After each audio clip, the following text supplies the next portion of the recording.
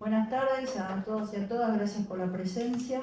Hoy vamos a hacer un panel sobre ideas para construir una ciudad progresista en vista de las elecciones de este domingo, que marcaron un mapa.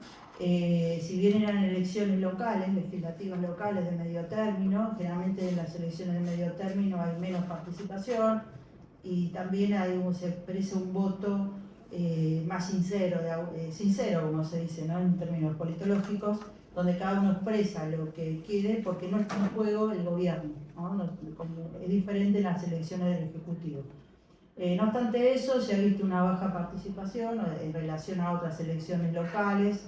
El promedio que venían teniendo las elecciones locales era del 77%, esta vez fue un 53%, pero es compatible con lo que está pasando en las elecciones provinciales adelantadas. No nos olvidemos que esta elección fue muy adelantada, recién estos legisladores van a asumir el 10 de diciembre, pero obedeció a razones de cálculo político del oficialismo de la Ciudad de Buenos Aires, que fue un cálculo que evidentemente no le dio resultado. Bueno, hoy vamos a ver un poco las razones de eso, cómo se intentó debatir lo local, que aparentemente era el objetivo del gobierno, del oficialismo de la ciudad, y ganó un candidato del oficialismo nacional que no conoce prácticamente, no es que no conoce la ciudad, no sé si vive acá, pero por lo menos no conoce la problemática de la ciudad y no la expresó en la campaña tampoco, sino que fue una interna abierta entre los dos oficialismos, el nacional y el local, o sea, entre el PRO y la Libertad Avanza, para ver quién se queda con esta porción ideológica del electorado. Vamos a preguntar si es ideológico o no, a qué obedece. Si vemos el nombre de la supuesta coalición del PRO, se llamaba Primero Buenos Aires, no sé si le hace alguna reminiscencia trumpista cuando hablaba de Primero América, y muchos partidos locales en otros países lo tomaron de ese sesgo ideológico. Entonces, ¿dónde fue la competencia en este sentido y cómo impactó? Entonces acá vemos un fuerte impacto nacional en la elección local, como siempre la tiene la Ciudad de Buenos Aires, digamos. En el 2015 fue la última elección separada, por eso se aplicó el sistema electrónico de votación, y que ahí hubo un avance, entre comillas, de la centroizquierda, que se llamaba en ese momento una coalición Evolución, y casi en la segunda vuelta ante Larreta y Lustó, casi Larreta no llegaba a jefe de gobierno y podía haber sido Lustó. No sabemos qué hubiera pasado, pero sí sabemos que al ganar el gobierno nacional Macri, Larreta fue absorbiendo a todos esos actores políticos, a Lustó y incluso la coalición cívica, Confianza Pública, así que distintos actores que conformaron Cambiemos, Juntos por el Cambio, etc. Esto hoy fue expuesto separadamente y cabría preguntarse si el electorado de la Ciudad de Buenos Aires es de derecha dura o centro derecha, porque si suma, en estas cosas no se puede sumar matemáticamente, pero sí hubo ganadores y perdedores. Hubo uno que estaba muy contento como Larreta, que en realidad estaba más contento, más que por el 8%, por la derrota de Macri, que fue su verdugo político hace 2 años, ¿no es cierto? Esa es mi lectura. Bueno, más allá de esta introducción, voy a presentar a los panelistas, a los cuales agradecemos mucho esta posibilidad de charlar con nosotros. Bueno, yo debería estar de otro lado, decir a mi izquierda, ¿no? A mi derecha está Damián Jaimovich, del Grupo Paternal. Él es licenciado en Comunicación Social, especialista en participación, en gestión y participación, y está muy enfocado a la problemática de la Ciudad de Buenos Aires. Julio Burman es doctor en Ciencia Política, analista de opinión pública, profesor en doctorado, maestrías, tiene muchas publicaciones. Él nos va a poder dar la visión más nacional, como impactó en lo local. Natalia Bolosín, doctora en Derecho en la Universidad de Yale de Estados Unidos. Ella es especialista en temas de corrupción, o de anticorrupción, pero nos va a dar una mirada también de su lectura política de estos resultados y las perspectivas del progresismo en la ciudad de Buenos Aires. Y Adolfo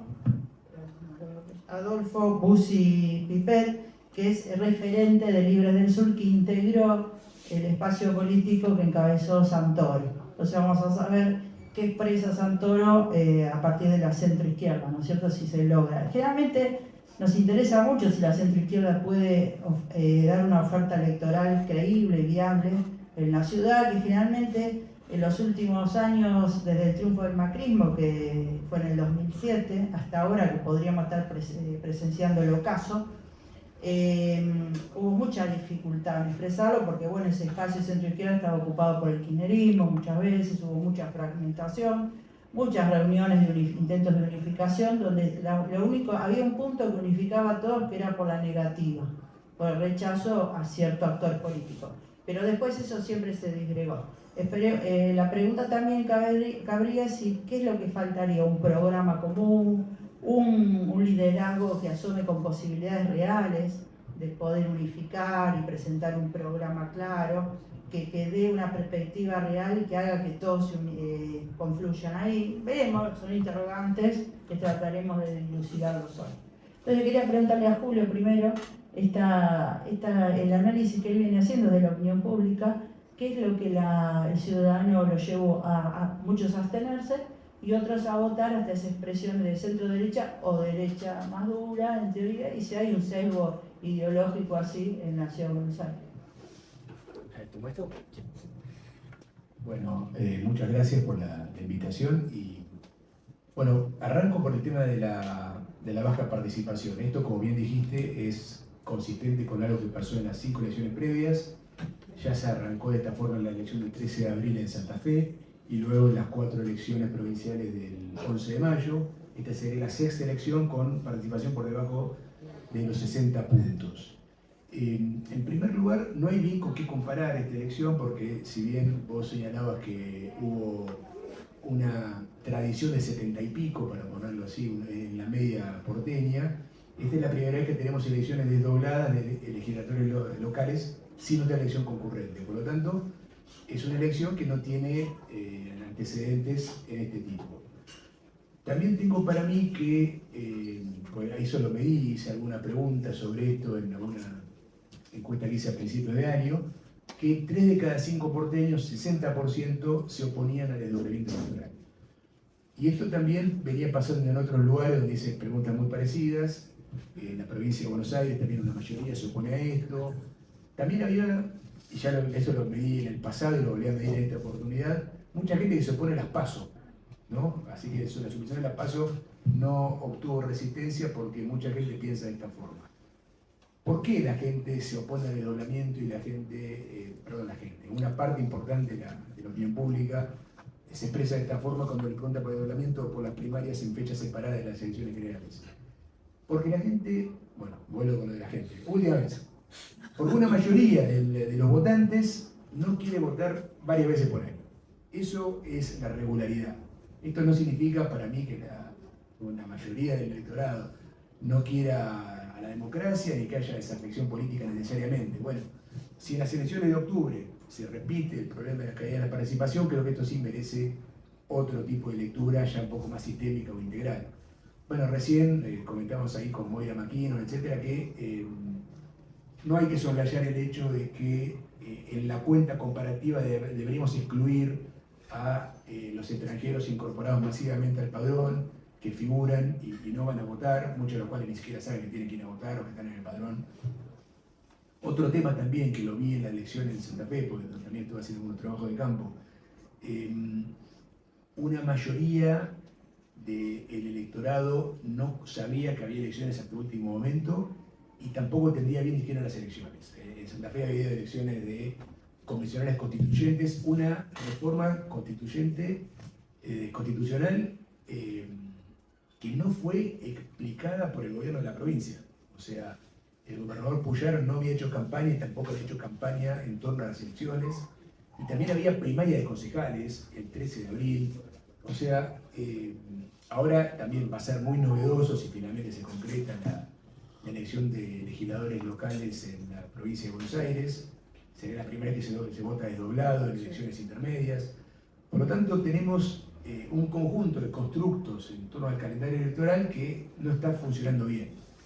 Esa es mi primera explicación, aparte bastante tangible y concreta de por qué tal vez tuvimos baja la participación. Porque además, la teoría de los clásicos de la ciencia política sobre la baja participación dice que esto sucede cuando la oferta electoral es muy rígida y es pequeña, y en este caso no tenemos nada de eso.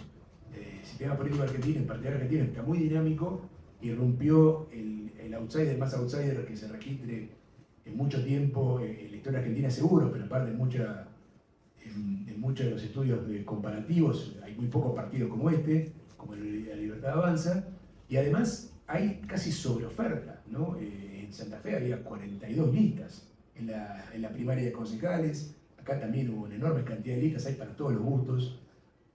Cuando cae tanto la participación como en Estados Unidos o en Colombia sucede porque hay pocas opciones, y acá no pasa eso, ¿no? Hay opciones de todo tipo.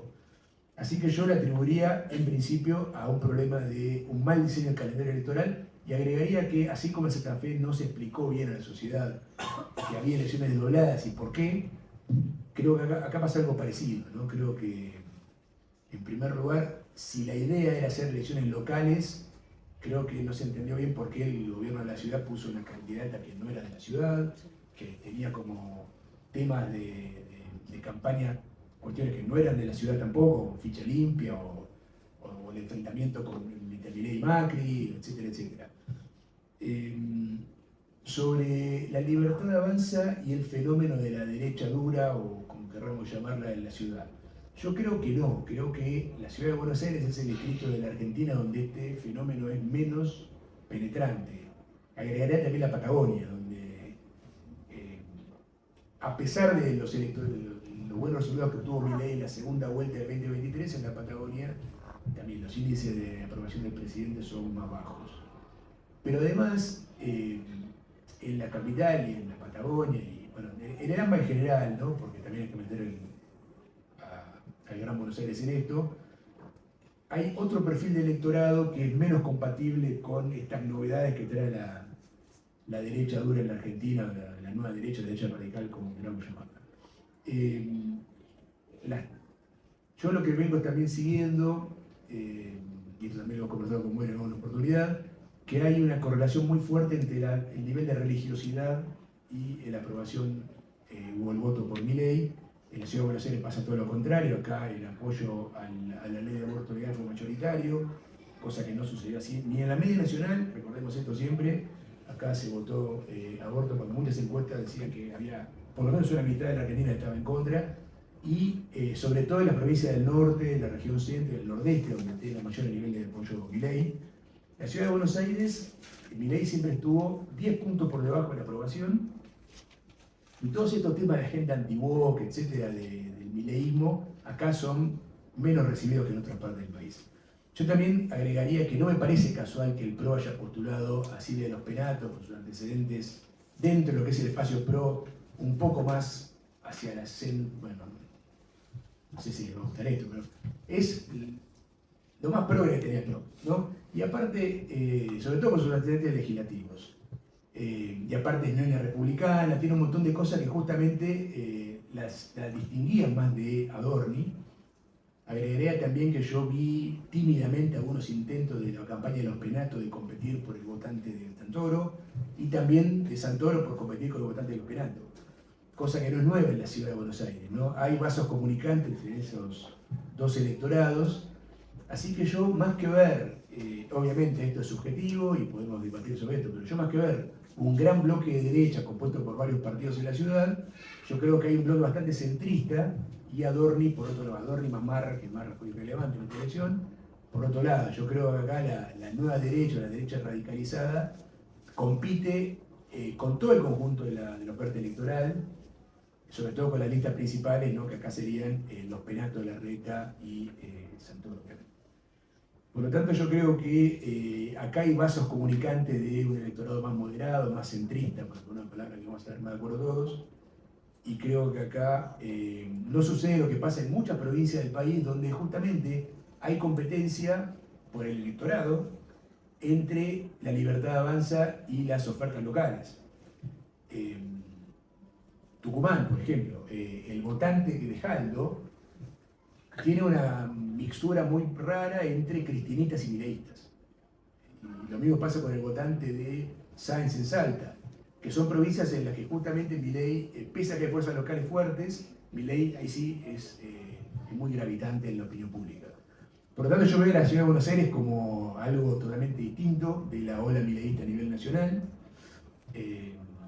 Obviamente gana Santoro, gana Adorni con 30 puntos y fue muy meritorio, porque viene, casi duplica la anterior performance de la Libertad Avanza hace 2 años. Pero del otro lado lo que yo veo es lejanía respecto a Adorni, ¿no? Que no es lo que pasa en el resto de la provincia, donde está la Libertad Avanza como novedad, pero aparte hay mucha superposición del votante de las otras fuerzas políticas con el mileísmo de la Libertad Avanza. O sea, la capital yo lo veo en ese sentido mucho más esperanzador para el grupo paternal.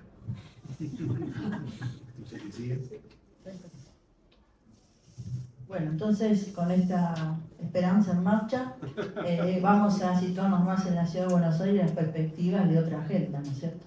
A Natalia le quería preguntar cómo ve esta elección ya a nivel local, más concretamente, dónde se expresó este voto posible de centro-izquierda, si puede haber sido a través de Santoro o no, cuál es tu análisis.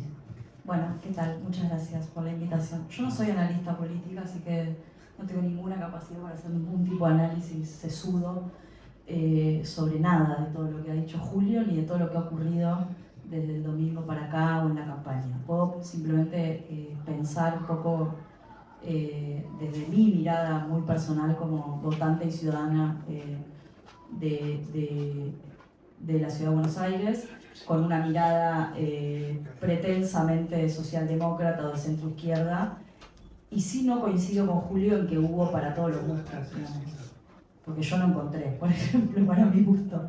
Y creería que los votantes o pretensos votantes del grupo paternal tampoco encontraron. Y en todo caso, bueno, se acomodaron a lo que se puso arriba de la mesa.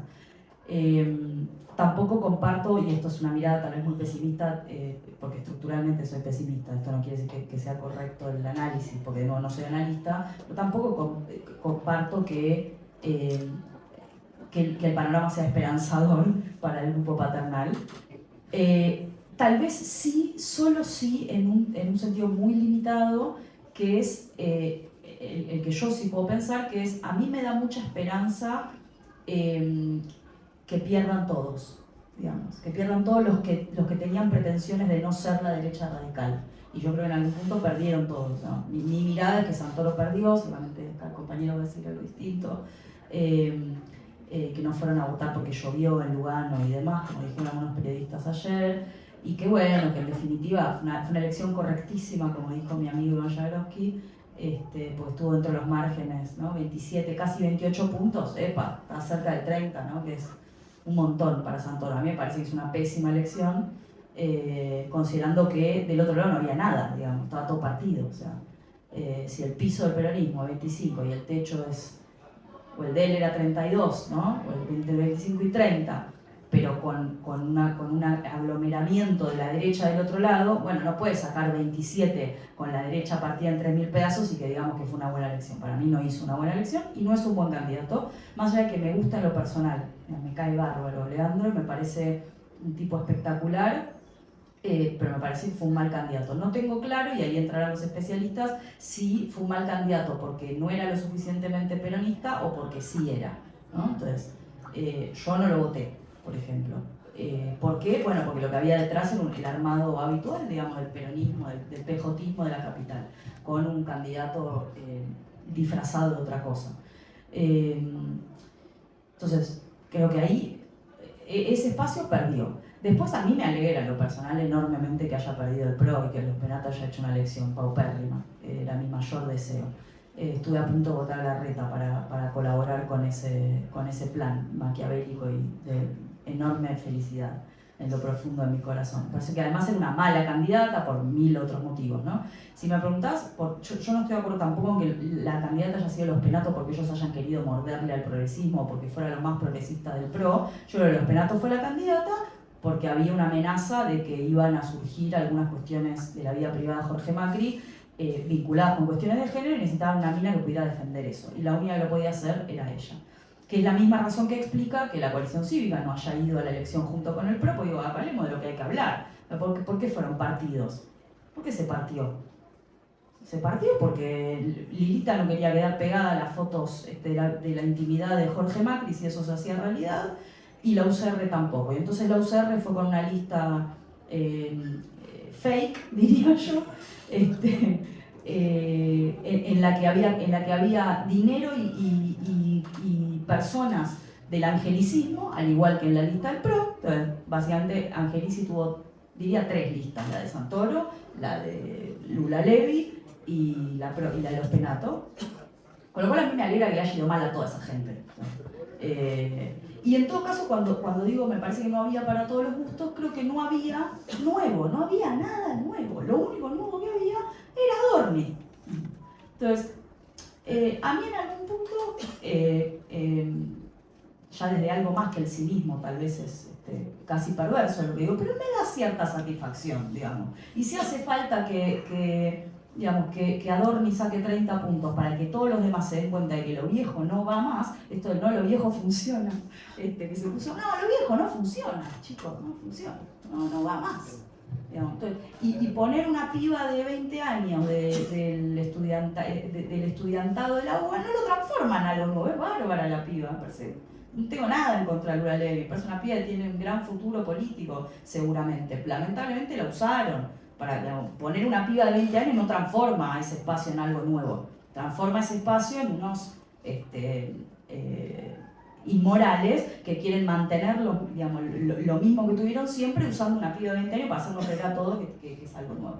Entonces, para mí no había para todos, no había nada nuevo más que Adorni. Entonces, ahora, y lo último con esto cierro, porque de nuevo no soy analista, no tengo mucho para decir.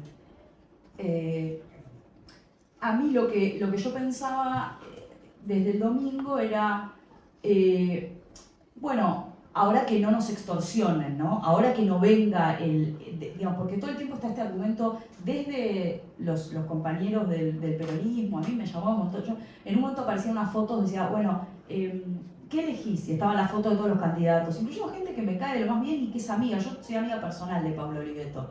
No la voto ni loca, digamos. Entonces me llama Paula. Bueno, pero ¿por qué no? Me llama gente del peronismo de la capital con las que tengo amistad. ¿Por qué no votas a Santoro, qué sé yo? Porque yo puse, ¿qué elegí? Yo puse elijo morirme. Claro, que fue casi... Al final voté a Kutsoviti, me parecía lo más parecido a lo que yo hubiera querido votar dentro de lo que había. Pero estuve muy tentada de votar a Larreta, honestamente, lo cual habla muy mal de las opciones si yo tengo que votar a Larreta, ¿no? Porque he sido una antilarretista confesa, explícita y militante muchos años. Pero digo, entonces, desde todos esos espacios aparecía casi como una cosa extorsiva de, che, no nos tiren a nosotros, ¿no? Desde los lilitos, che, pero nosotros somos los buenos, somos los que luchamos contra la corrupción. Desde el santorismo, che, pero nosotros venimos a cambiar, a ampliar el espacio peronista y nos preocupa lo social y qué sé yo, los jubilados y no sé qué.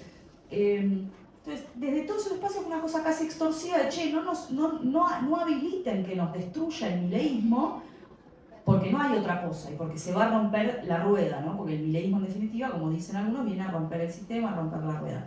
Yo lo que planteo frente a eso es, a mí no me vas a extorsionar con eso, el problema es de ustedes, ¿no? Entonces, a mí sí me interesa como progresista que vota o que quiere votar progresismo en la Ciudad de Buenos Aires y en la Argentina, que es, digamos, devolverles el guante a los políticos y a las políticas profesionales. Es decir, digamos, fíjense ustedes qué es lo que no está pasando como para que esto ocurra. Y yo creo que lo que no está pasando es que no hay nada nuevo. Y de nuevo, nuevo no es una cara nueva. Nuevo no es Lula Levy porque tiene 20 años y porque no es Martín Lustó. Nuevo es otra cosa, nuevo es basta de estas estructuras, basta de los acuerdos entre el angelicismo y Olmos y el cotinoglicismo, basta de esto.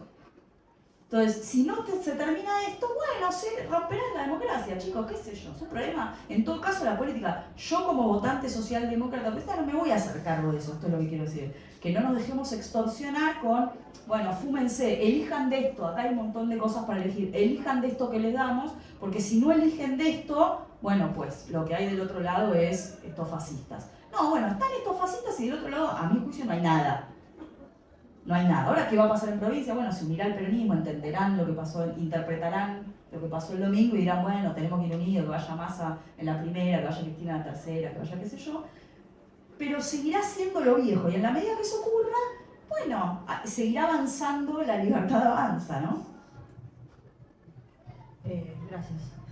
Adolfo, desde el punto de vista de la construcción política, y como referente libre del sur, te quería preguntar sobre esta experiencia con el espacio que encabezó Santoro, si vos consideras que expresaba la centroizquierda, las ideas progresistas, y cómo ves este desempeño. Bueno, antes que nada, buenas tardes y gracias por la invitación.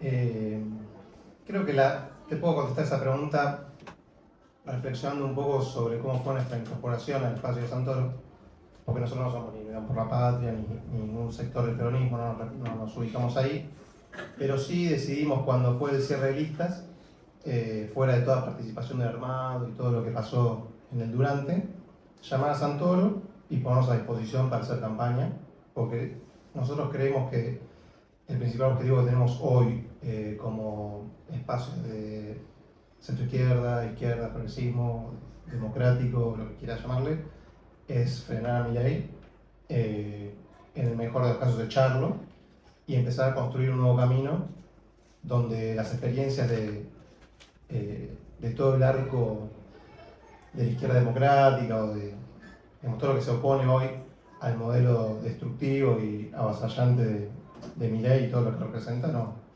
tenga más lugar. Digamos, la irrupción de Adorni obviamente viene a representar algo.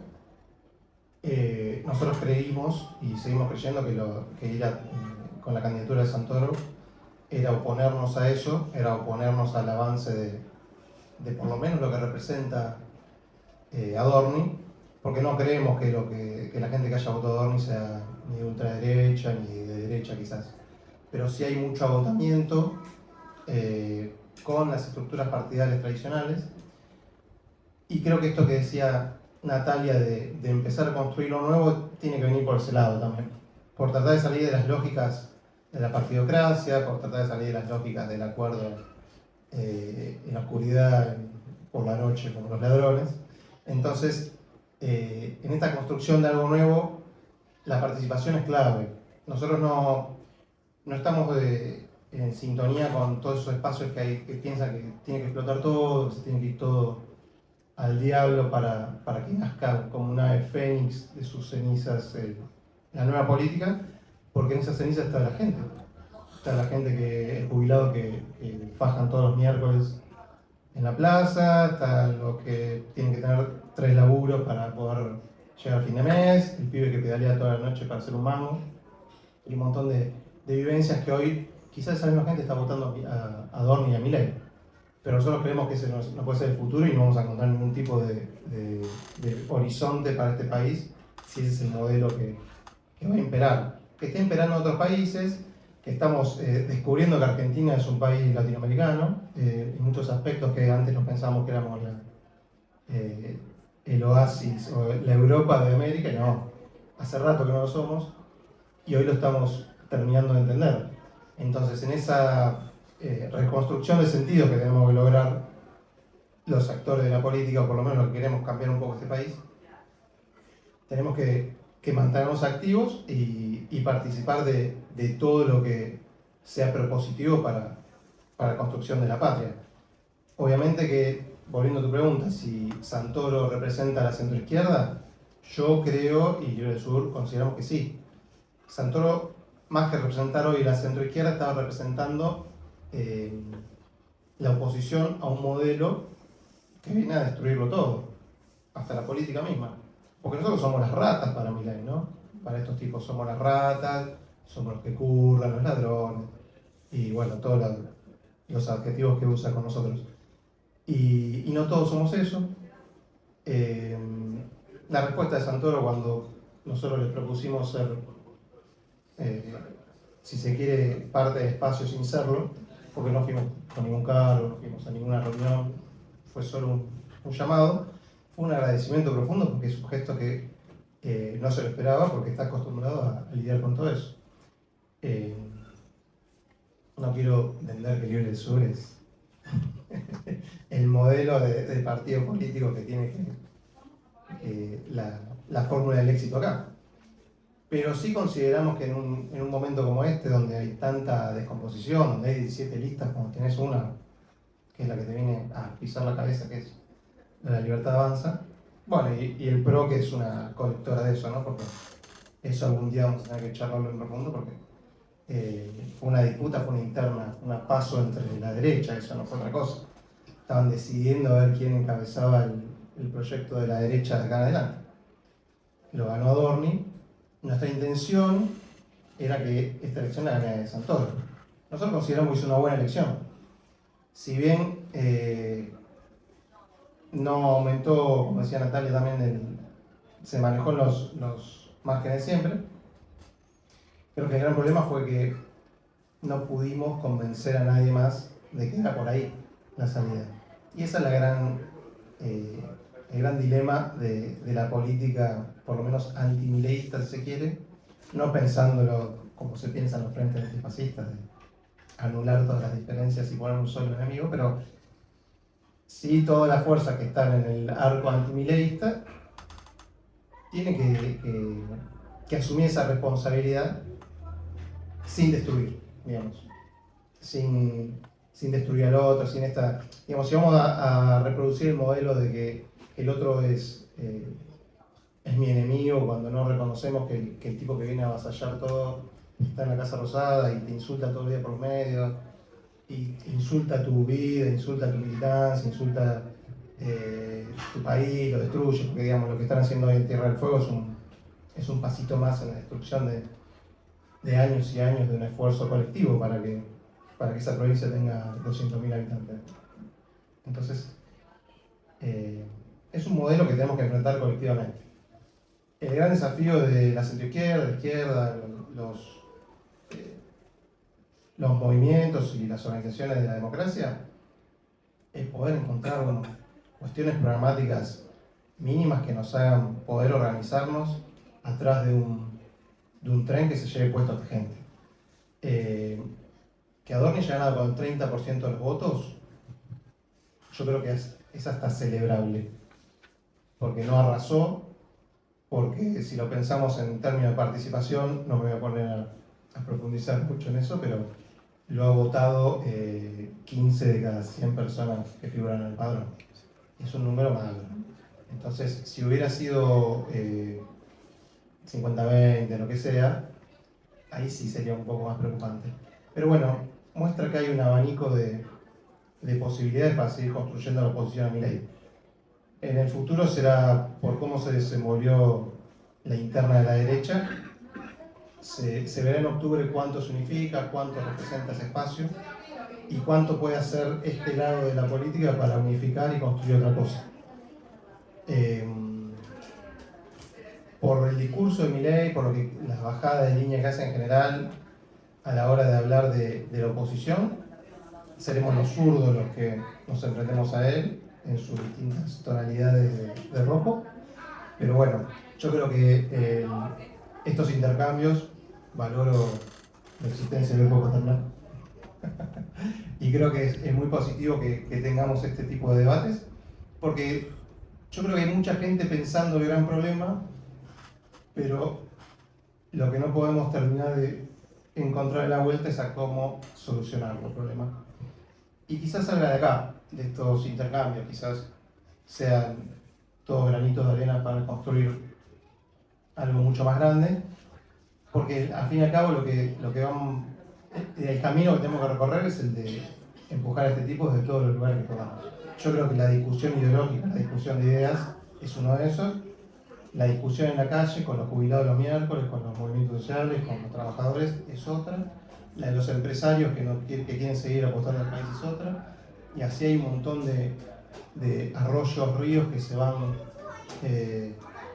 dispersando por todo el país, en el interior, acá, y yo creo que el gran objetivo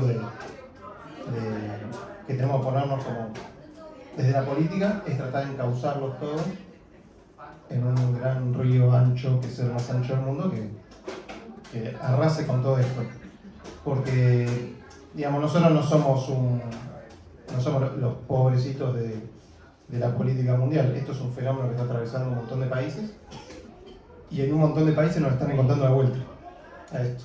Porque se piensan que poniendo un candidato de 20 años que vas a representar lo nuevo, y no es ahí.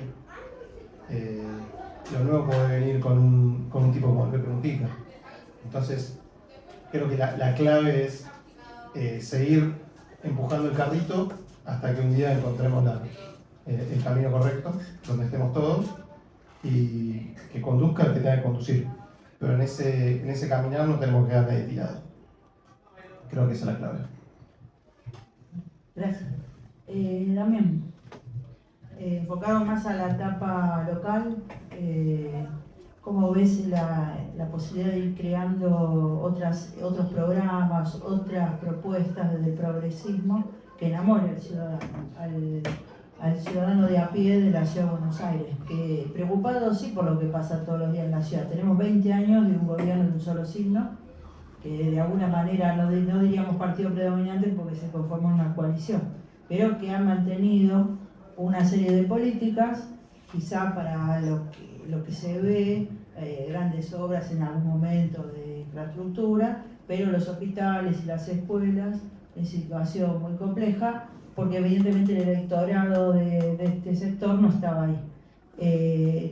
Pero también tenemos un antecedente de la participación del FREPASO en la gestión, con gobiernos radicales y después encabezado por Ibarra. Ahí no solo impactó la implosión del 2001, no la crisis, sino también la grave tragedia de Cromañón, ¿no? Entonces eso emergió este nuevo partido post-crisis del 2001, como fue el PRO, que hoy aparentemente, después con Julio veríamos si está llegando el ocaso, qué pasa con los grandes liderazgos en etapa ya de declive, ¿no? Cómo impacta. Pero acá en la ciudad, ¿qué es lo que faltaría para poder llevar a cabo una agenda progresista y que eso unifique a distintos sectores que se están expresando de distinta manera y que hoy han obtenido muy pocos votos, pero bueno, no quiere decir que no sea importante lo que se propone? Bueno, antes que nada,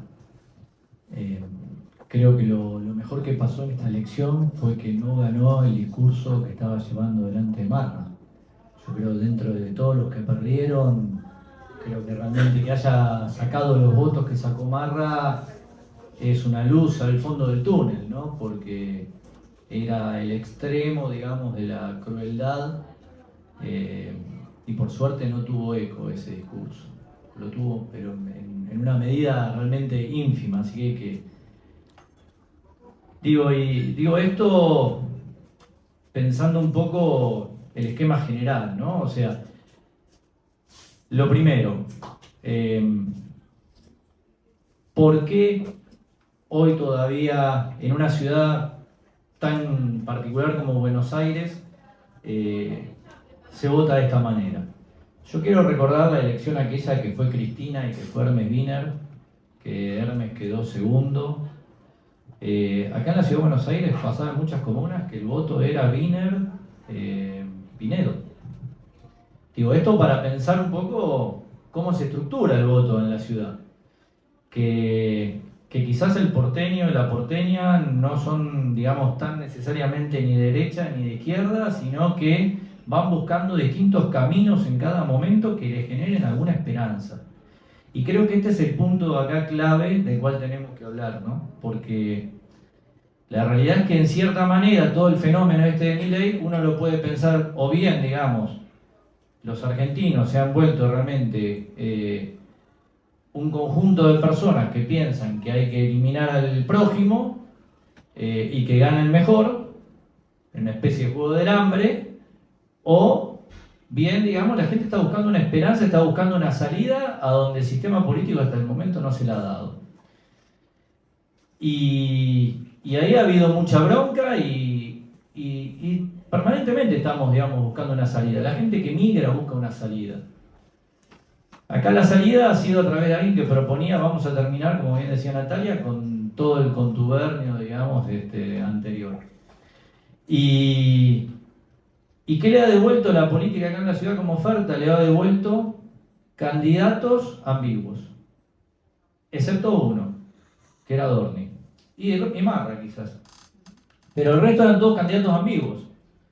Los Penato, con su característica de haber sido, por un lado, la que llevó adelante una de las banderas como tan importante como fue el derecho al aborto, pero a la vez que le votó el DNU para que Milei pueda hacer lo que está haciendo. Por otro lado, teníamos al radicalismo que la llevaba a Lucil, pero en vez de darle el protagonismo que había que darle a los jóvenes, decían, vamos a votar a una joven, pero es la joven que lleva a Lustó. En realidad que estaba era Lustó, la gente veía a Lustó, no veía a Lucil. Y creo que esto fue lo grave. O en otro caso, digamos, el mismo caso de Santoro. Veían un radical en una lista peronista, que además había acompañado a Alberto.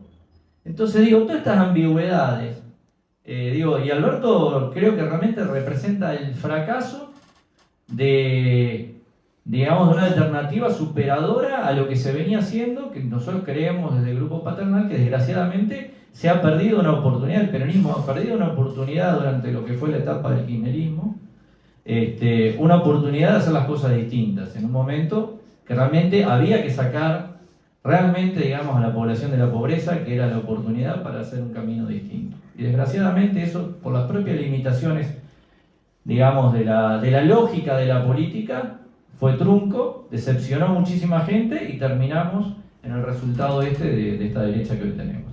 Y acá vamos a la pregunta tuya, Susana, que es el otro problema, digamos. Claro, no se habló de la ciudad en esta campaña.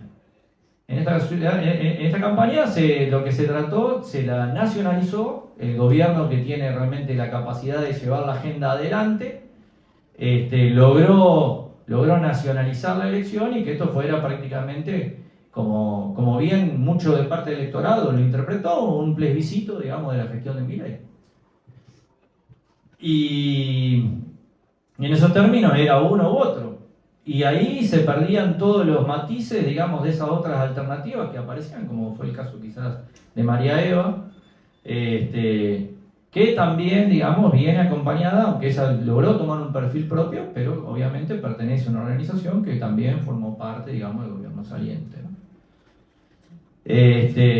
Pero bueno, digo, esto, para tomar y volvamos un poco a la ciudad. Estaban habilitados para votar 3.080.000 personas aproximadamente en la ciudad de Buenos Aires. La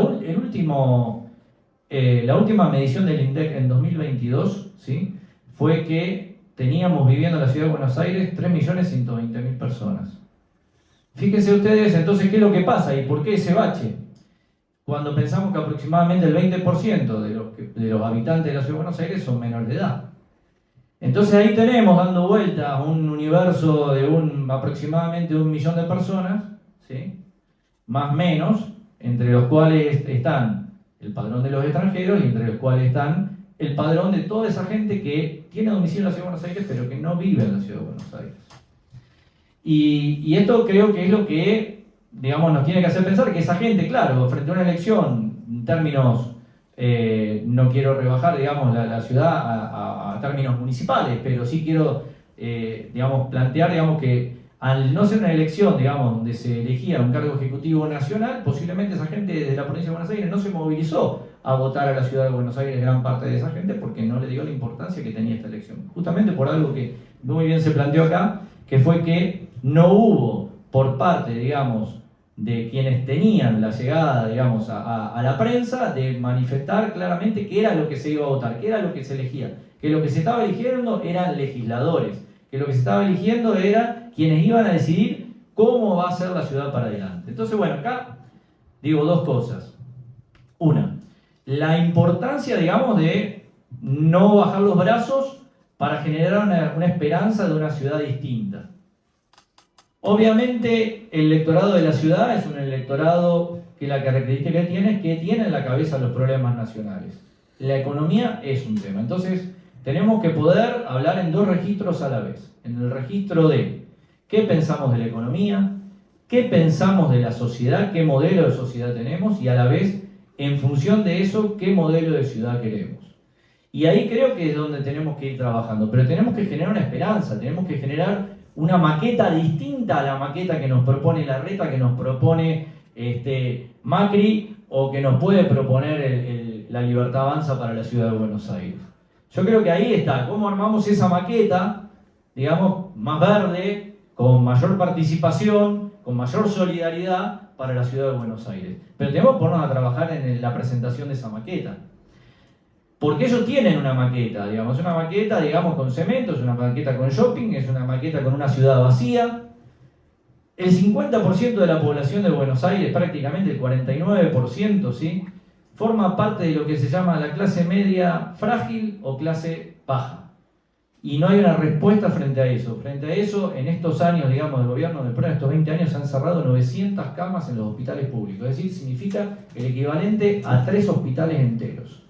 En ese tiempo, ¿sí?, los chicos, el tercil más digamos, de los chicos más pobres, ¿sí?, 1 de cada 10 llega al mejor nivel de matemáticas. 3 de cada 10 llegan al mejor nivel de lengua en 6º grado. A la vez, los más ricos, eso se triplica en la cantidad de chicos que llegan al mejor nivel. Entonces es una ciudad terriblemente desigual. Nosotros tenemos que tener una propuesta integradora para justamente toda esa gente, ese 50% que está prácticamente afuera. Ese 50% que coincide con el 49% de los habitantes de la ciudad que no tienen vivienda propia. En una ciudad que tiene la misma cantidad de metros cuadrados vacíos que el déficit de vivienda que hay. Entonces digo, ese 49%, digamos, de personas de las cuales un 15% vive en villas, tenemos que poder darle una respuesta a eso. Entonces, tenemos que ir con propuestas de vivienda mixta, de mixtura social, tenemos que ir con propuestas, digamos, de alquiler, digamos, accesible, etc. Calculen ustedes que la gente que alquila, prácticamente el 35% de la población de la Ciudad de Buenos Aires se gasta el 40% de los ingresos en el alquiler. Digo, esta es la situación en la que estamos. Es decir, no es que no hay problemas en la ciudad. Tenemos aproximadamente 6 metros cuadrados de espacio verde, ¿sí?, y aparte de baja calidad, porque son espacios verdes chiquitos, y son 6 metros cuadrados que son mentirosos porque están calculados ahí un montón, digamos, de canteros, etcétera, frente a los 12 metros mínimos que se calcula más o menos que se necesitan para una ciudad digna. Se está deforestando la ciudad de Buenos Aires.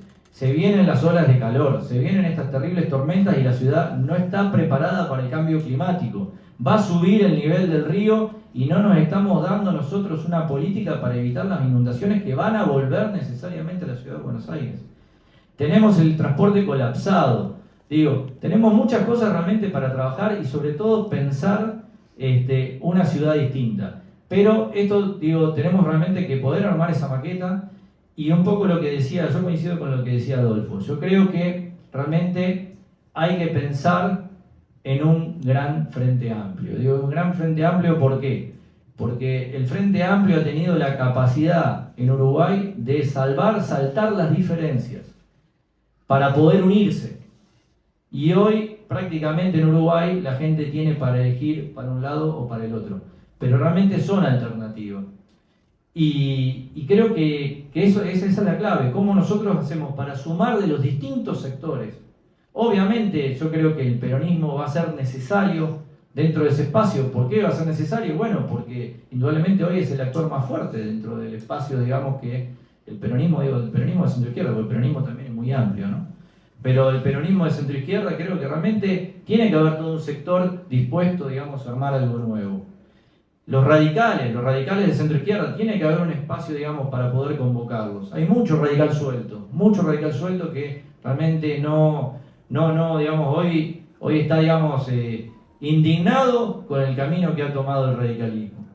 Y bueno, después está aquel que realmente piensa, digamos, que el hombre es lobo del hombre y va a estar de acuerdo con políticas, digamos, más extremas. Pero creo que realmente es hora de que nos pongamos a trabajar en esto. Es un camino que hay que darse porque tenemos, creo, realmente la responsabilidad, y eso es un poco lo que tratamos de hacer desde el Grupo Paternal, no digamos de ser nosotros los que vamos a encabezar eso, pero sí de ser el puente, y esa es la voluntad nuestra, de ser el puente para tratar de conseguir juntar los retazos para construir un país distinto, como en su momento intentó hacerlo el FAP, como en su momento intentaron hacerlo distintas expresiones en nuestro país, de plantear una salida, digamos, que nos incluya a todos. Gracias. Gracias. Vamos a aclarar que el FAP es el Frente Amplio Progresista, porque parece una sigla guerrillera de los 70. Sí, puede traer confusiones. La verdad es que tenemos antecedentes de gobiernos progresistas, no solo en Ciudad de Buenos Aires, sino en el Rosario durante 30 años y el gobierno de la provincia de Santa Fe durante 12 años, con el liderazgo de Hermes Wiener y otros, otros líderes del partido como Bonfatti, Livisi y muchos cuadros políticos. Y la pregunta es también, de alguna manera, ¿qué es lo que falta, Julio, acá? Faltaría, digamos, ¿qué pasa con el sistema de partidos? Porque Damián traía el caso del Frente Amplio de uruguayo, que tiene un sistema de partidos fuerte. Acá se le han notado débil, pero yo quiero preguntar algo más allá de la lectura de la época.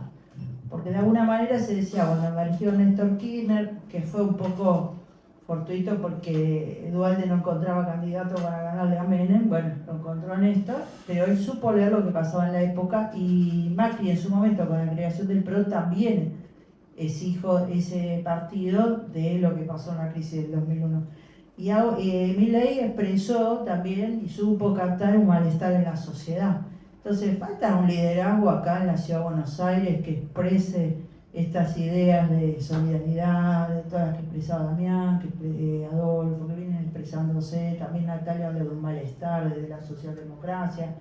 ¿Qué es lo que falta? Porque algunos dicen, no, primero faltan los programas, pero no falta quien lo interprete y logre aglutinar. Es la pregunta. Bueno, está bien, ¿no? Yo lo veo distinto, pero bueno, tal vez ahí, pues yo soy politólogo y aparte me gusta el pensamiento político, y yo creo que el laburo de los políticos es conducir la demanda social. O sea, lo que yo creo, y lo sigo creyendo, es que la Ciudad de Buenos Aires es el espacio más, en términos del electorado, es el espacio más compatible con lo que aquí se denominó progresismo. Porque así piensa una importante porción de los porteños, cosa que no sucede en el resto del país. Creo también que uno de los problemas que tiene esta tradición o esta espacialidad política progresista es que no estuvo comprendiendo durante mucho tiempo que en el resto de la Argentina había un conservadurismo mucho más fuerte de lo que se suponía. Y creo que en los últimos años lo están demostrando. Yo creo que Milei es eso. Creo que Milei es la Argentina conservadora de las entrañas que encontró un candidato que coincidentalmente era porteño, pero Milei no es de ningún lugar, y tuvo su expresión. Y Milei creo también que él aprendió a ser conservador y de derecha. Milei, bueno, tal vez tenía intuiciones profundas, pero muchas de las cosas las fue aprendiendo el último año, casi ya como presidente. Él aprendió a ser trampista. Y creo ahí que Milei, por eso creo que Milei es un buen político en los términos que definí recién, es alguien que analiza la demanda, se convirtió un poco en eso. Por eso Milei hace cosas que él no hacía antes, cuando no era político, como por ejemplo hablar de Dios y de todo ese tipo de cosas que prende muy bien el electorado mileísta. Y creo que en la Ciudad de Buenos Aires están todas las condiciones para que aparezca justamente todo lo contrario a Milei.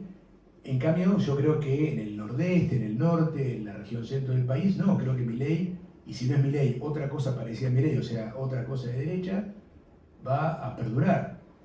Creo que hay una suerte de revancha, creo que hay todo el electorado conservador que encontró finalmente una beta y aparte no la va a alargar.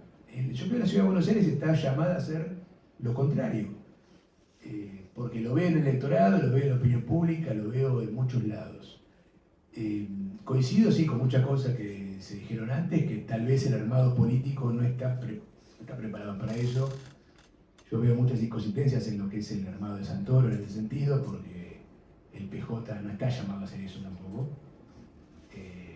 Justamente, Milei está creciendo sobre la base del votante del peronismo, y Santoro está cambiando votantes por otros, y está incorporando votantes que votan a Santoro con opción menor, y ese 27% tiene algo de ficcional en ese sentido, no es muy regular, pero tal vez el problema que tiene este espacio progresista ficcional es que durante mucho tiempo el PRO ocupó algo de eso, ¿no? Creo que el PRO fue un falso partido de derecha, en la ciudad en particular. El PRO no llevó adelante, más allá de que sí tenía una opinión muy pro negocio inmobiliario y muchos de los temas que recién criticaba Damián, pero eso en realidad pasaba por otro lugar, no pasaba por el espíritu derechista del siglo XXI, pasaba por otro componente del espacio PRO. Pero creo que ese espacio que estás mencionando, Susana, le tiene que arrebatar los votantes que el PRO le sacó. Bueno, antes hablabas de las PASO, que el público en general no las quería, pero yo pregunto, Natalia, desde un punto de vista más institucional, lo que vos observás, esos cambios institucionales, digamos, una época las PASO, después no las PASO, ahora conviene, ahora no conviene. ¿Cómo impactan a la gente eso, mi ciudadano? No lo sé, a ver, en realidad no diría impactar a la gente, porque creo que Julio tiene razón en que en algún punto es un político que está recogiendo demandas también, el que eliminó las PASO, digamos, y es que la gente efectivamente no quería más PASO. Me parece que tiene, las cuestiones institucionales tienen un impacto que la gente tal vez no alcanza a advertir en lo inmediato, pues no son impactos individuales, sino más bien colectivos, son pequeñas cosas que van horadando el sistema. Por supuesto, no voy a decir nada nuevo, nada que ninguno de todos ustedes esté pensando y sepa, que uno no cambia las reglas electorales en el medio del partido, etcétera, pero bueno, son cosas ya muy antiguas. No quiero sonar ñoña republicana, porque no me siento tal cosa. También me parece que eso es algo que va a haber que reconstruir, pensar, conceptualmente reconstruir, digo, ¿qué somos? O sea, no me considero una ñoña republicana, pero sí creo efectivamente que hay algunas cuestiones que empiezan a estar en riesgo de manera muy evidente, digo, y más allá de que algunos frenos y contrapesos aparecen, digo, por mencionar algo, el presidente denuncia penalmente a 3 periodistas por calumnias, por decir, en el caso de Ariel Jalad, digamos, por decirle nazi, y la fiscal que recibe esa denuncia rápidamente la desestima, digamos, porque considera que hay inexistencia de delito, porque afortunadamente cree esa fiscal que en la Argentina sigue rigiendo las reglas especiales que rigen para la libertad de expresión en torno a los funcionarios públicos, pero hay algunas cuestiones que empiezan a ponerse en riesgo y que muchos o muchas venimos advirtiendo incluso desde la campaña, etcétera, que yo no alcanzo a tener claro si a la gente le interesa, ¿no? Otra vez, si a muchas personas, votantes, son cuestiones que les interesan o no. Yo creería en principio que no, de hecho pareciera que las elecciones del domingo pasado me dan la razón en creer que no. Especialmente, por ejemplo, por la cuestión de ficha limpia, ¿no? Si bien yo considero en lo personal técnicamente ficha limpia es pésimo, es una idea espantosa, no tiene nada que ver con la corrupción, digamos, es pésimo, es un espanto absoluto desde el punto de vista técnico. Bueno, era como una agenda institucionalista y qué sé yo, a la gente no le importó nada, o sea, más bien lo contrario, ¿no? Más bien lo contrario. Yo lo de los penatos quiso Macri, los penatos, o sea, que se le haya ocurrido que esa era una buena idea, quiso colgarse un fichín con eso y más bien lo contrario. Me parece que hay algo que no pusimos todavía sobre la mesa acá y que a mis juicios, de nuevo no soy analista, pero me parece que es el elemento más significativo de todos, que es el dólar y la inflación, digamos, que es el control de la macro. O sea, los pibes hicieron lo que habían dicho que iban a hacer, con un costo social e institucional enorme, que nosotros y nosotras podemos advertir como espantoso, digamos, no negociable, ¿no? O sea, acá el compañero dirá, no me interesa si le controlan la inflación, si matan a piñas a los jubilados todos los miércoles, yo diré lo mismo, o yo diré, bueno, pero qué horror el caso Libra, qué me importa el dólar, no sé qué. Pero bueno, no es lo que le interesa al votante. Controlaron segmentos muy importantes de los votantes que van a mi juicio también tener mucho impacto en las elecciones nacionales. Hay que ver en la provincia de Buenos Aires, porque siempre ese es otro juego, pero creería que también, o sea, controlaron la cuestión de la pobreza, la tienen bastante controlada, no la desigualdad, pero la gente no mira, de nuevo la gente, ¿no? Pero la pobreza está controlada, la desigualdad no, pero es distinto, es otro problema ese, más difícil de advertir por ahí en la cotidiana. Entonces, clases medias altas, tienen dólar barato, viajan a Brasil, bla, bla, bla. Bueno, listo, ¿qué me importan las instituciones? ¿No? Entonces, yo diría que ese no es un asunto para considerar como parte de una agenda progresista. O sea, yo no sé si deberíamos seguir hablando de esas cuestiones incluso. Adolfo. ¿Cómo construir una agenda progresista en una sociedad muy individualista?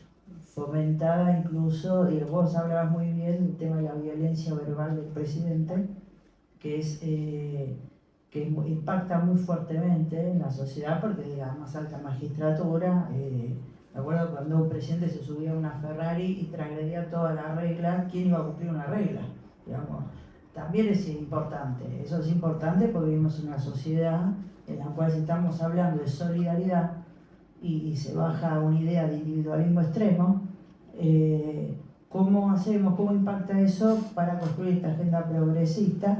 ¿Y cómo hacemos si un político solo administra los humores sociales o crea agenda? Y lo bueno del político, bueno, ya me estoy sesgando yo, es crear situaciones, crear escenarios y interpretar a la sociedad, pero también ir un paso más allá. ¿Ves esa posibilidad en este contexto? Que parece abrumador, ¿no? Pero bueno. No, las posibilidades siempre están. A ver, a mí me parece que no es que la sociedad se hizo individualista. La sociedad está sobreviviendo a un montón de condiciones que vienen heredadas de muchos años. Sí. Y es la misma sociedad que llena los trenes de donaciones para los inundados. No vamos a poner a enumerar la solidaridad del pueblo argentino porque eso hay para hacer dulce con eso. Yo creo que lo que está dándole de comer a este gobierno es que está haciendo lo que dijo que iba a hacer. Entonces, voy a controlar la inflación, la controló. Voy a, no sé, terminar con los piquetes, lo hizo hasta cierto punto. Y ese creo que es el gran mérito por sobre todo los gobiernos que venimos heredando, de que no han cumplido sus promesas, porque la gente que votó a Milei para presidente es la que se tiene que levantar a las 3 de la mañana para sacar un turno en el hospital, la que no puede salir a la casa por miedo a que le roben, que tiene que acompañar a sus hijos a la parada de colectivo para que no le pase nada, que vive con miedo en el conurbano y otros lugares, en la ciudad también, la que está podrida que le roben el celular, digamos, toda la cotidianeidad fue atacada con el olvido de los gobiernos que decían ser progresistas y pensar en la gente. Yo creo que si se puede pensar en una cuestión individualista, es histórico eso. Hay un sector que sí, que votó a Menem por la cuota, bueno, eso, siempre hay una porción de individualismo en cada decisión que toma uno. Pero el tema es que no, hasta el momento, la gente negocia lo que está pasando con los jubilados con la esperanza, por ejemplo, por citar un caso de un sector que está siendo apaleado por el gobierno, con la esperanza de que el día de mañana le dejen de pegar y que empiece a tener una respuesta como si lo está teniendo con la inflación o la macro, como decía Natalia. Creo que el gran desafío de la centroizquierda, del progresismo o lo que queremos representar nosotros es volver a enamorar. El tema es que volver a enamorar con las experiencias que venimos teniendo, volver a enamorar con un Alberto Fernández refugiado en Puerto Madero y con las causas que tiene, después de haber dicho que había destruido el patriarcado, que le había vencido, bueno, ya sabemos lo que hizo ese muchacho. Cargamos con una mochila muy pesada, aunque no hayamos sido parte de ese fracaso, los que levantamos esa bandera. Porque lo que ha pasado en este país es que hay banderas pisoteadas y andá a convencer a una persona que vos sos distinto. que vos pensás lo mismo, pero va a ser mejor. Entonces se ha perdido una oportunidad histórica durante muchos años de transformar algunas cuestiones bien de raíz, otras sí se han logrado transformar y son las que hemos celebrado todos acá siempre. Pero bueno, la deuda pendiente que hay con las clases medias, los sectores populares, acá las clases altas siempre ha ido bien, con Milei más, pero con los que se fueron mal no la pasaron.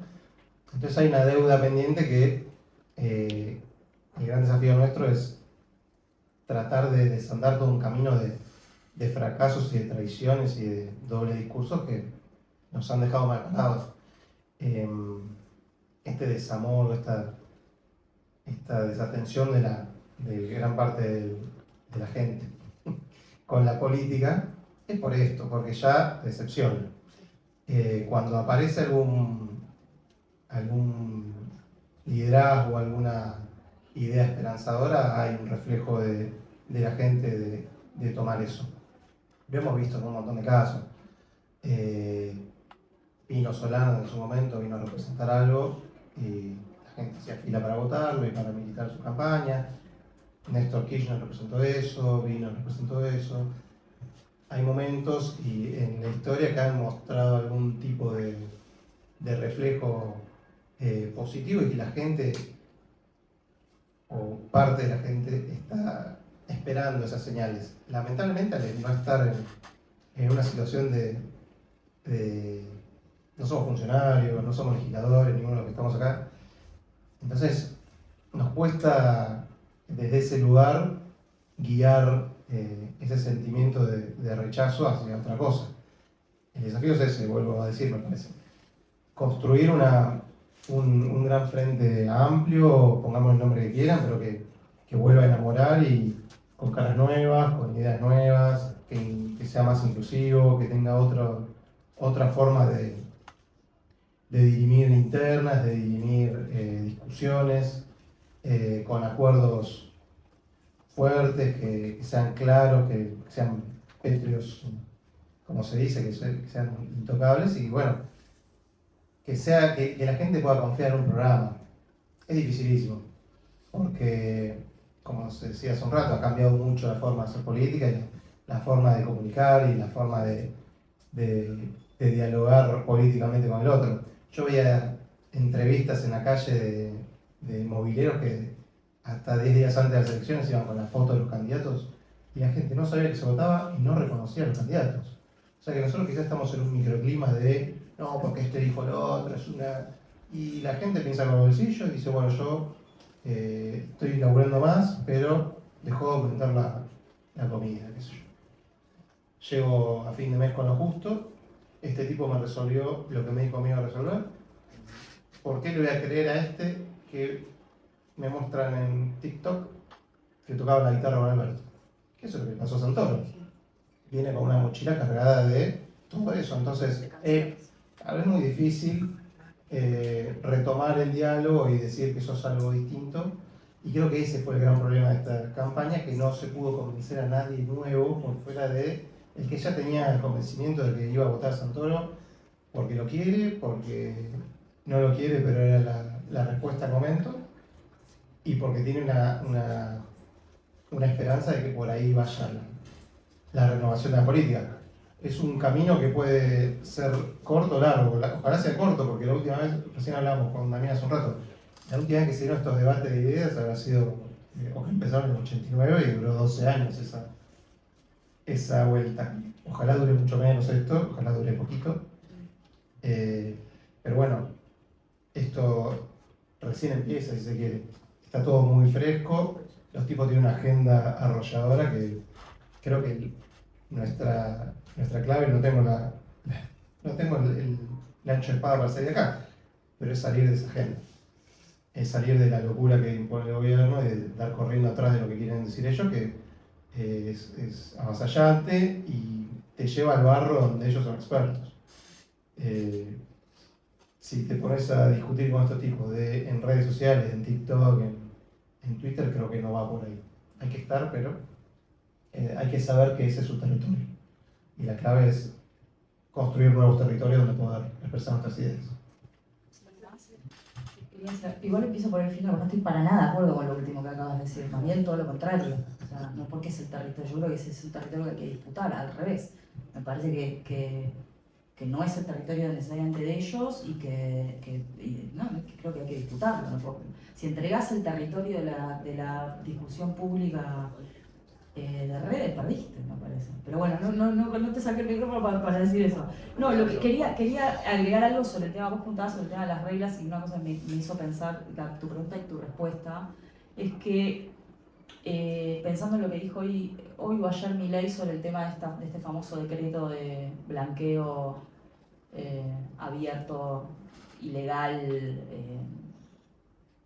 y violatorio de un montón de normas internacionales, también que posiblemente apruebe el gobierno para habilitar la utilización directa en adquisiciones, compraventa de inmuebles o lo que fuere, hasta $100.000 sin preguntas, ¿no? Y Milei diciendo, y cuando le preguntan, bueno, pero ¿qué impacto tiene? Ya sabemos, ¿no? ¿Qué impacto tiene eso sobre el que no entró a blanqueos anteriores y el que pagó y qué sé yo? Bueno, que se jodan por sonsos, por no haber sido lo suficientemente valientes o inteligentes para entender cómo evadir, porque además no habló de ilusión, que en todo caso la diferencia entre la ilusión y la evasión es la ley penal, ¿no? Ni más ni menos.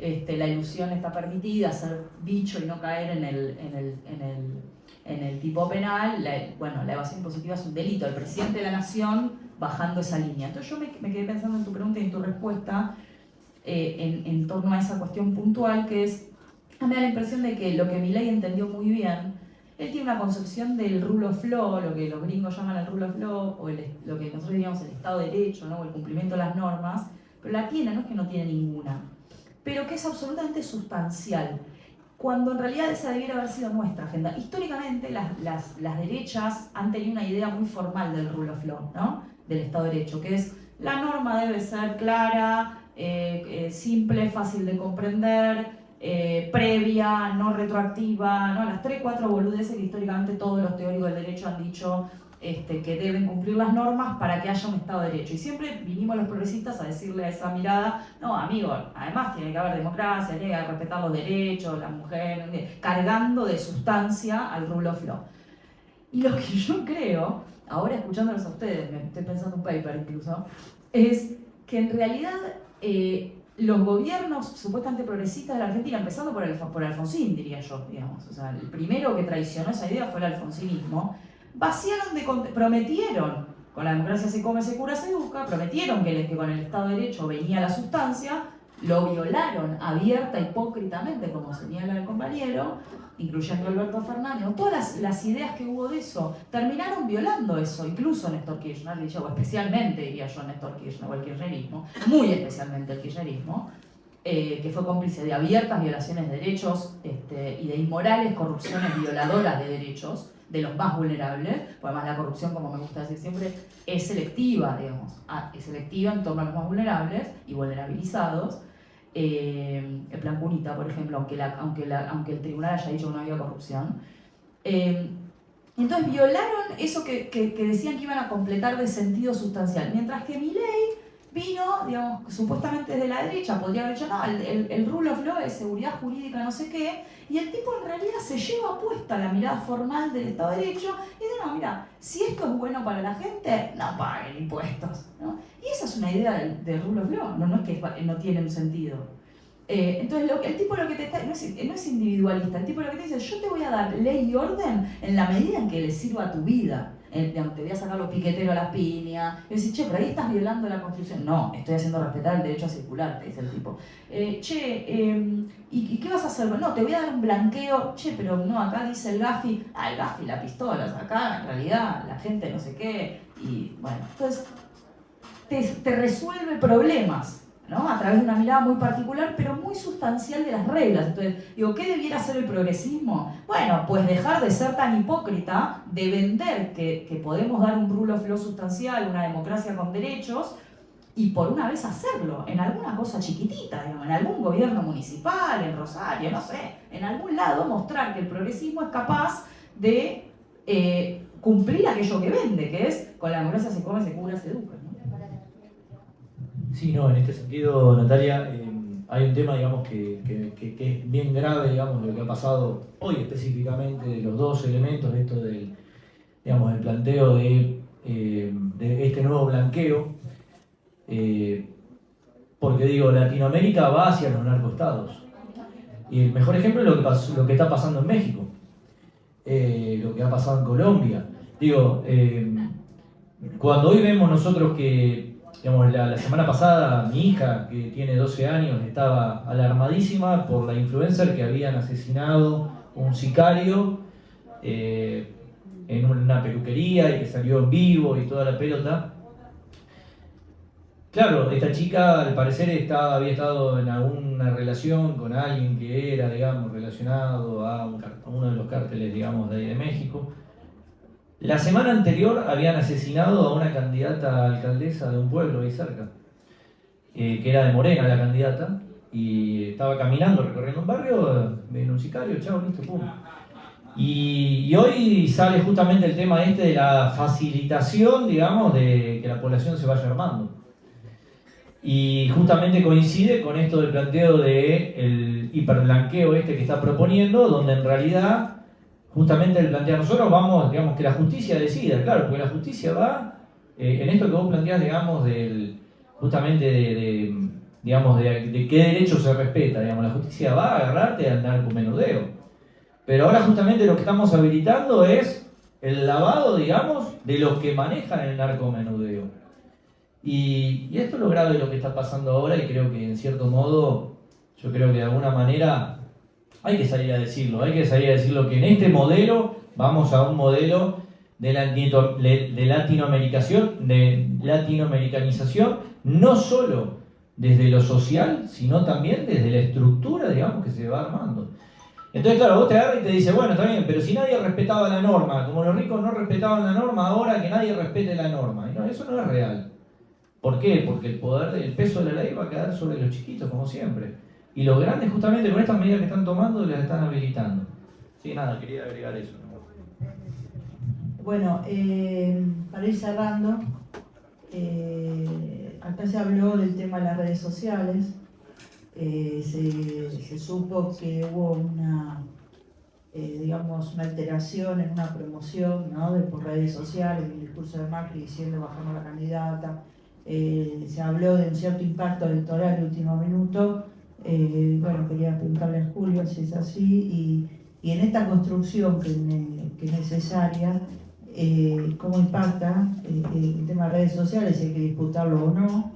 Y la preocupación es si está en riesgo la democracia, porque es cierto que satisface algunas cuestiones, las promesas, pero el riesgo es mayúsculo. Si hablamos de los penatos no solo votó el DNU 70/23, sino que militó, armó, más que militar, dentro de la Cámara, ayudó a armar las mayorías para la ley bases, y también le valió la vicepresidencia tercera de la Cámara, ¿no es cierto? Esa era la candidata que disputaba con el mileísmo, ¿no es cierto?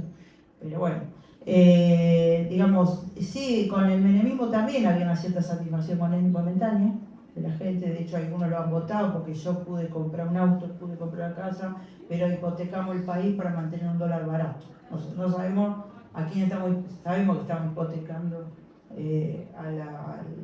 a las generaciones actuales y venideras en esta circunstancia, que da un resultado bien corto, digamos, de tiempo. Entonces, bueno, la verdad es que no da para otra charla esto, pero el tema de democracia, ¿no?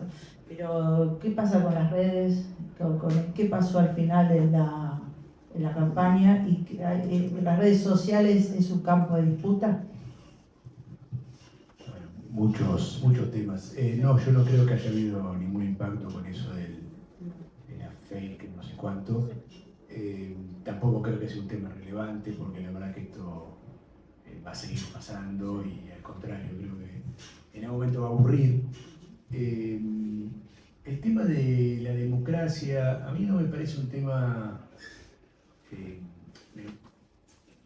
me reservo en mi lugar de analista, pero digamos...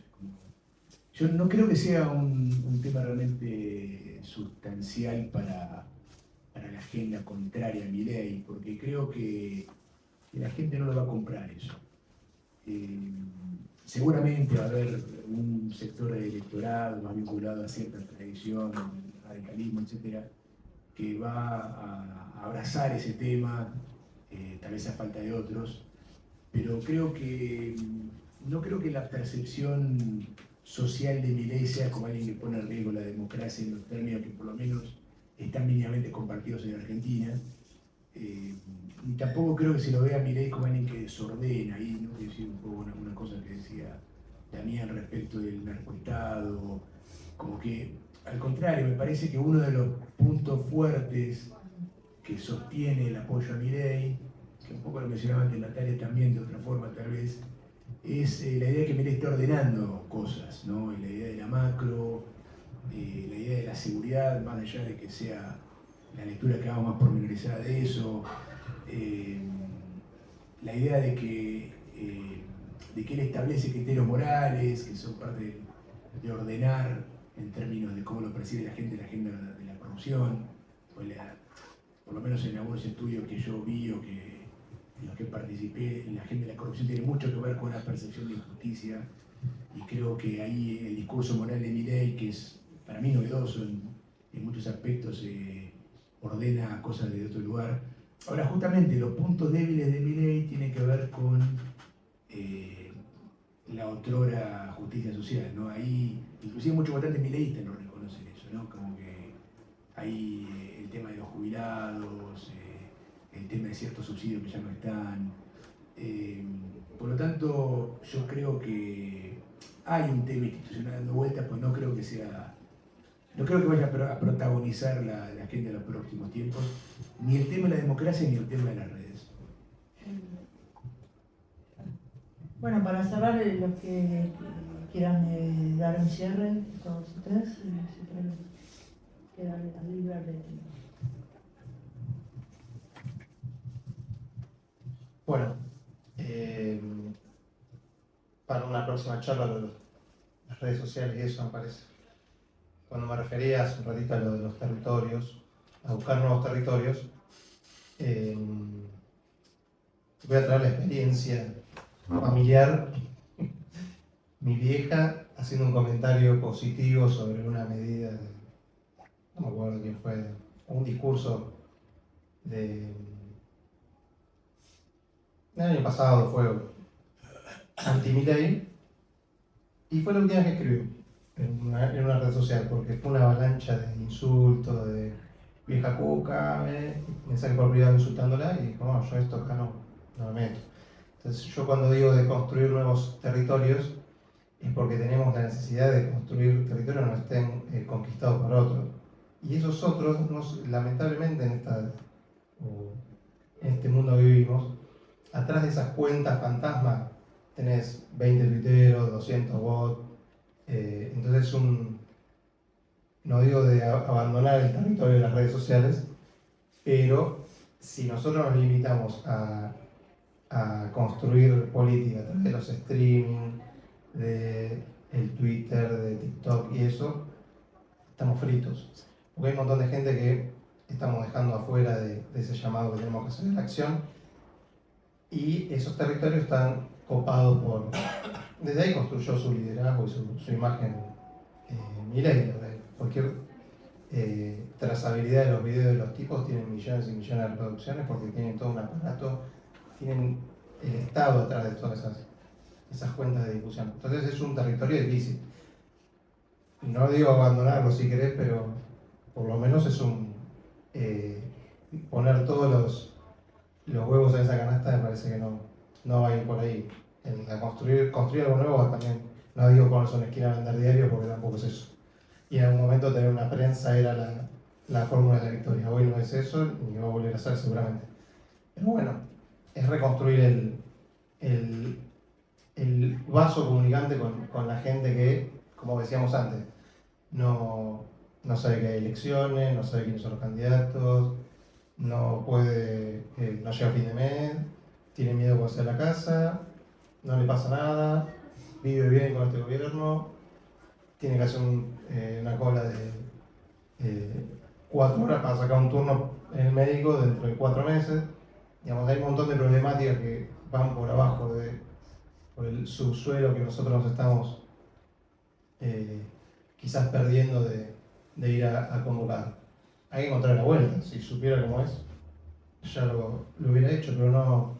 Creo que es el gran desafío ese de construir puentes con un montón de gente que necesita respuestas de este lado, que no tiene ganas de que pase esto en la sociedad, quiere que pase otra cosa. Y bueno, hay que tratar de activarla lo antes posible.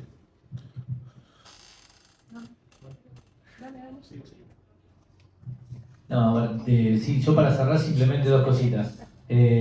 Una, creo que tenemos que estar mucho en territorio, tenemos que escuchar mucho a la gente, como decíamos, a la población.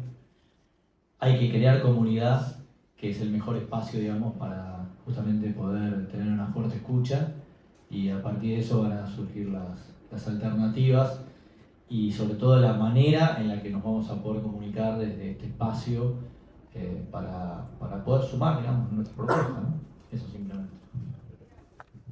No quiero polemizar, pero es muy interesante. A ver, me parece bastante evidente que el impacto de los streaming, de las redes, es en alguna medida minúsculo, excepto para ellos que manejan el aparato. De hecho, qué sé yo, Lula Levy hizo una campaña mega espectacular, llena de presencias y como tiraron toda la guita que había para tirar, y le fue muy mal. Y a Moreno le pasó lo mismo. A Moreno y Kim eran las estrellas de los streams y la pindonga, y le fue horriblemente mal, con lo cual en algún punto tenés razón. El problema o la cuestión pasa por otro lado, el territorio, yo creo que pasa por todos lados de todas maneras. Con lo que no estoy de acuerdo, conceptual y te diría moralmente, es con entregar territorio, porque si no es como, mira, no vayamos mal a la marcha de los jubilados, porque igual ya está el territorio de la policía que nos caga piña cada vez que vamos. No, bueno, mira, voy a seguir yendo todos los miércoles, y lo mismo me pasa con las redes. Esto no quiere decir que tu mamá, horrible lo que le pasó, y la entiende que yo, nada que no me haya pasado antes. Hay un montón de gente, incluso, o una misma persona que en distintos momentos de su vida tiene más ganas o menos ganas de bancarse la agresión de las redes, pero me parece que sería estratégicamente un suicidio creer que ese no es una herramienta que hay que utilizar. Me parece innegable que hay que utilizarla. Que ellos tengan más ocupada esa calle hoy, digamos, transitoriamente, porque tiene el poder del Estado y de la CIDE para tener trolls o lo que sea. Bueno, y después coincidir con Julio en que una gran exageración lo del PRO en torno a la fake de Macri, qué sé yo, me parece que... Y salir con una denuncia penal al otro día, una cosa totalmente ridícula, que los puso más en ridículo todavía, ¿no? Porque la gente decía, che, bueno, tienen que aclararlo porque se ve que sus votantes no se dan cuenta, decía fake, ¿no? Entonces, lo mejor que podrían haber hecho era ignorarlo. Me parece que una vez más demuestran que siguen pisándole los palitos a Santiago Caputo, ¿no?